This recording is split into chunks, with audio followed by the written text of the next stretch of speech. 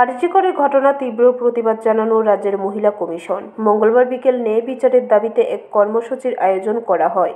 উপস্থিত ছিলেন মহিলা কমিশনের চেয়ারপারসন ঝর্ণা দেববর্মা। তিনি এই ঘটনার তীব্র নিন্দা জানিয়ে সুষ্ঠু বিচারের দাবি করেন সরকারের কাছে। আজকে আমরা মহিলা কমিশনের পক্ষ থেকে এবং শিশু কমিশন এবং সবাই আছে উপস্থিত। আমরা সবাই জানি যে গত 9 আগস্ট পশ্চিমবঙ্গের বুকে একটা বিশাল চক্রান্ত নিয়ে এই রাজ্যের একটি মেয়েকে, আমাদের বোনকে, ডক্টর মমিতাকে আমরা হারিয়েছি। সে ঘটনা অত্যন্ত মর্মান্তিক, অত্যন্ত হৃদয় বিদারক ঘটনা।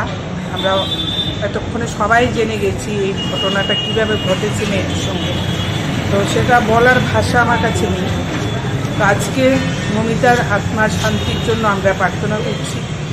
আমরা চাইছি ওর আত্মার শান্তি হোক, এবং ওর আত্মার শান্তি তখনই হবে যখন যে দোষীরা যারা মিলে তাকে সেই পরিণতি করেছে তাদের যখন শাস্তি হবে তখনই তার আত্মার শান্তি হবে।